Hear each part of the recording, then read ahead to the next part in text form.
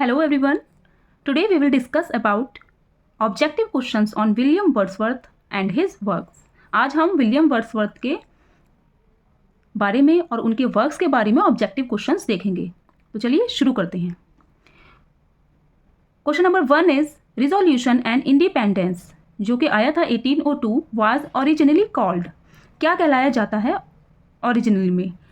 Resolution and independence का एक दूसरा भी नाम है जो कि कहलाया जाता है. A leech gatherer, Lamia, determination या none of these. So the answer is leech gatherer. Leech means होती है जोक, गैथरर मीन्स होता है इकट्ठा करना. तो ये एक स्टोरी है लीच गैथरर, एक ओल्ड मैन की, जिसका नेम दूसरा रिजोल्यूशन एंड इंडिपेंडेंस है और इसका दूसरा टाइटल है leech gatherer. Question number 2 is the old man I met a few 100 yards from my cottage at town Casimir, and the account of him is taken from his mouth. This is the reference that Wordsworth gives, and it resulted in a poem. Which poem? So the answer is A. So the answer is A. Resolution and Independence. मैंने बोला था अभी आपको कि ये एक old man की story है जो कि विलियम वर्ड्सवर्थ देखते हैं. This old man I met a few 100, कुछ दूरी पर ही जहाँ पर विलियम वर्ड्सवर्थ रहते थे वह एक ओल्ड मैन से मिलते हैं जो लीच मिस होता है जोक इकट्ठा करते हैं. वो जो ओल्ड मैन है लीच, जोक जो ब्लड चूस लेती है, खून चूस लेती है चिपक्कर बॉडी से, उसे बोलते हैं लीच. तो उसकी स्टोरी है ये. तो ये लाइंस कहाँ से ली गई हैं? सो the answer is A, resolution and independence. Question number 3 is which poem was written after the death of Lord Nelson? Lord Nelson की डेथ के बाद कौन सी पोएम लिखी गई है? Leech gatherer, character of a happy life, character of a happy warrior या फिर none of these. So the answer is C, character of the happy warrior. Question number 4 is Wordsworth brother passed away by. वर्ड्सवर्थ का जो भाई थे वो कैसे, उनके देहांत, उनकी मृत्यु कैसे हुई थी? A tuberculosis, B heart attack, C shipwreck या फिर D none of these. So the answer is C, shipwreck. जहाज जो है वो डूब गया था समुद्र में, तो जिससे उनकी डेथ हो गई थी. Question number 5 is eastern daughter of the voice of God. Where does this line appear? Eastern daughter of the voice of God जो ये वर्क है, पोएम है वर्ड्सवर्थ का, ये कहाँ पर लाइन लिखी हुई है, किस वर्क में? So the answer is D, ode to duty. Wordsworth ने ओड टू ड्यूटी को ही stern daughter of the voice of God बताया है. सो ये जो वर्क था वर्ड्सवर्थ का, ओड टू ड्यूटी, ये लिखा गया था 1805 में और पब्लिश हुआ था 1807 में पोएम्स इन 2 वॉल्यूम्स में. Question number 6 is Laodamia is. Laodamia क्या है? A drama, a novel, a narrative poem या none of these. So Laodamia is a narrative poem. Answer C is correct. And it is narrative poem based on Trojan war. एक युद्ध हुआ था जिसका name था Trojan, ये उस पर ही आधारित है. ये 1814 में लिखी गई थी और पब्लिश हुई थी 1815 में, 1815 में ये लिखी गई थी. तो इसमें जो लाउडेमिया है ये एक क्वीन का कैरेक्टर है. Question number 7 is the sweetest thing that ever grew beside a human door. Where do these lines appear? कहाँ से ये लाइन ली गई हैं? लूसी, मेलंकली, टू ऑटम या none of these. So the answer is to Lucy. ये line to Lucy से ली गई है. Question number 8 is if solitude or fear or pain or grief should be thy portion, whom is Wordsworth referring to? यहाँ पर Wordsworth किसको refer कर रहे हैं? कॉलरिज को, मिल्टन को, सिस्टर ऑफ कॉलरिज को या फिर डॉरथी वर्ड्सवर्थ को? डॉरथी वर्ड्सवर्थ कौन थी? वर्ड्सवर्थ की. सो डॉरथी वर्ड्सवर्थ की ही सिस्टर थी. तो द आंसर इज डी, ये रेफरिंग कर रहे हैं डॉरथी वर्ड्सवर्थ को. Question number 9 is Michael is a pastoral poem that presents the pathetic life of a shepherd Michael, what is name of his son. Michael एक pastoral poem है जो कि pathetic life दिखाते हैं माइकल की, जो कि एक गडरिया है। तो उसके बेटे का नाम क्या है इसमें? So the answer is C, Luke. Question number 10 is nature never did betray that heart that loved her. Nature कभी भी निर्दय नहीं होता है उसके साथ जिसका दिल उसको बहुत ज़्यादा प्रेम करता है। जो इंसान नेचर को प्रेम करता है वह उसे कभी भी नुकसान नहीं पहुंचाता है। These lines are appear in, ये लाइन्स कहाँ से ली गई हैं? A solitary reaper, B daffodils, to Milton या Tintern Abbey. So the answer is D, Tintern Abbey. Tintern Abbey में से ये लाइन ली गई हैं। सो जो ये टिंटन एबे पोयम है ये लिरिकल बैलाड्स की लास्ट पोयम है। लिरिकल बैलाड्स की 1798 की लास्ट पोयम है ये।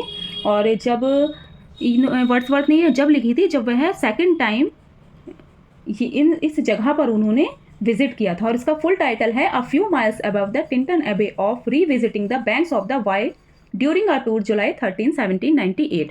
तो वर्ड्सवर्थ ने दोबारा से अपनी बहन के साथ यहाँ का टूर किया था। इस रिवर के पास वाई रिवर है, तो इसके पास इन्होंने ये पोयम को लिखा था 1798 में। और 1798 में ही ये लिरिकल बैलाड्स में लास्ट पोयम है पब्लिश्ड हुई थी।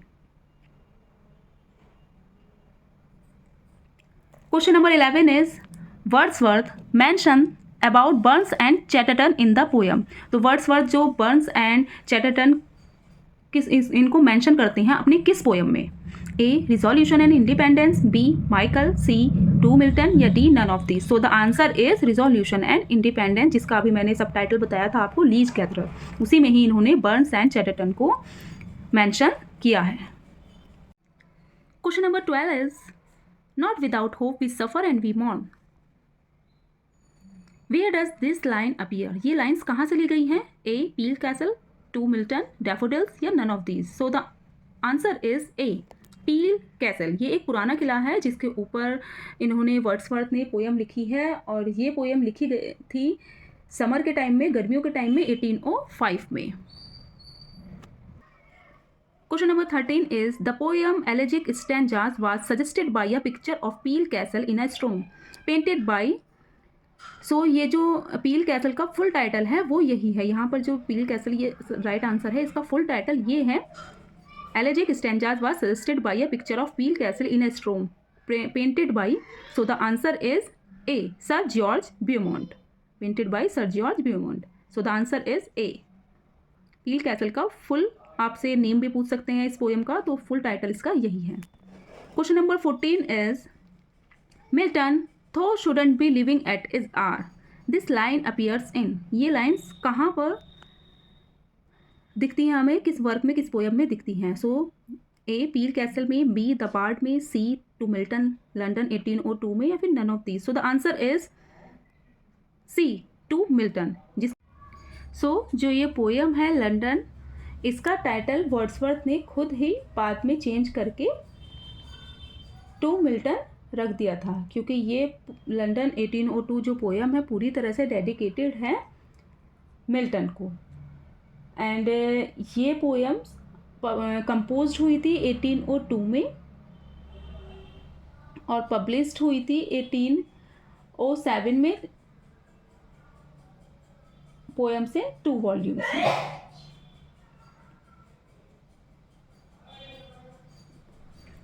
Question number 15 is thy soul was like a star and dwelt apart. Who soul is Wordsworth referring here. किसकी सोल यहाँ पर वर्ड्सवर्थ रेफर कर रहे हैं? शेक्सपियर की, अर्नॉट की, टेनिसन की या मिल्टन की। सो the answer is D, Milton. Question number 16 is the alternative title of Ruth is. Ruth का दूसरा टाइटल जो है, दूसरा टाइटल रूथ को, पोयम को किस नेम से, किस टाइटल से जाना जाता है? The influence of nature, the influence of earth, the earth या nature and pain. So the answer is A the influence of nature. And it is a poem the most considered that it is the neglected poem of the 1800 edition. और ये compose हुई थी 1799 में।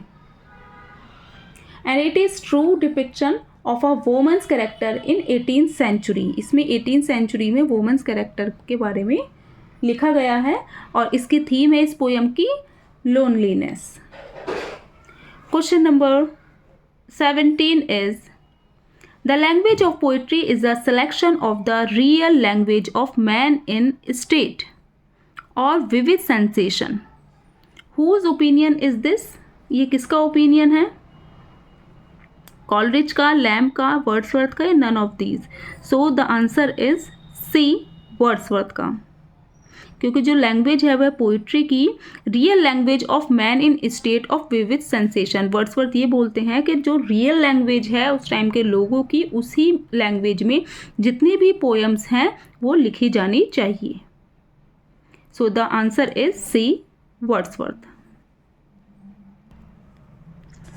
It may be safely affirmed that there neither is nor can be any essential difference between the language of prose and metrical composition. Whose comment is this? किसका comment है ये? So the answer is A, Wordsworth. Question number 19 is Coleridge was the first to criticize Wordsworth theory of poetic diction in. Coleridge ने criticise किया था Wordsworth की theory को poetic diction में, किसमें? So the answer is A, Biographia Literaria में। Question number 20 is Wordsworth settled down with his sister Dorothy and Coleridge at Alfoxden but for the last 50 years of his life lived first at Dove Cottage, Grasmere and finally at।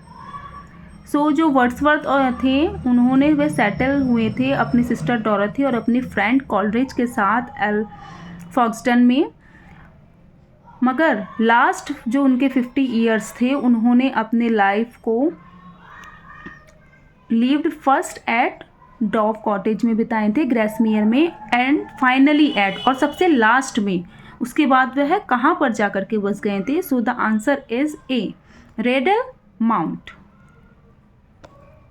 Question number 21 is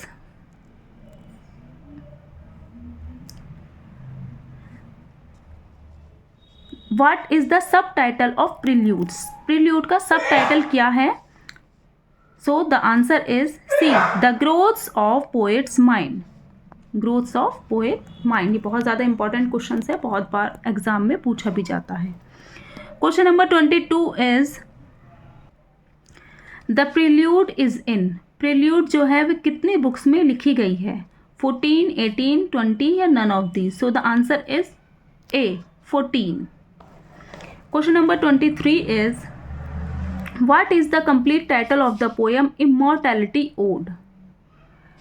complete title जो है ये immortality ode, उसका क्या है? So the answer is A, Ode Intimations of Immortality from Recollection of Early Childhood, 1803 और 6। ये इसका complete title है। So answer A is correct. Question number 24 is in which poem does Wordsworth call a child best philosopher might profit Seer blessed? एक बच्चे को उन्होंने best philosopher कहा है, माइटी प्रॉफिट और सीर ब्लेस्ड की कौन सी पोएम में? So the answer is B, Intimation of Immortality.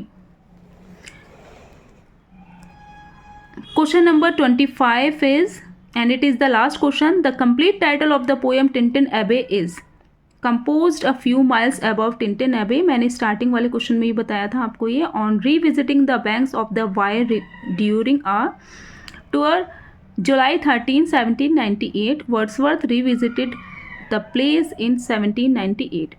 When did he visit Tintin Abbey first? ये दोबारा से मैंने अभी आपको बताया था कि 1798 में इन्होंने सेकंड टूर किया था अपनी सिस्टर डोरथी के साथ, जब इन्होंने ये पोएम लिखी थी टिंटिन एबे, जो कि लिरिकल बैलाड्स की लास्ट पोएम है। तो पहला टूर इन्होंने कब किया था यहाँ पर? तो फर्स्ट टूर इनका था 1793 में। So the A is correct answer. यहीं पर ये सीरीज़ ख़त्म होती है। इसकी नेक्स्ट सीरीज़ हम बहुत जल्दी लेकर आएंगे। यहाँ 25 क्वेश्चंस कंप्लीट हो गए हैं। और अगर आपको मेरा चैनल पसंद आया है तो प्लीज़ लाइक कीजिए, सब्सक्राइब कीजिए और शेयर कीजिए। Thanks for watching.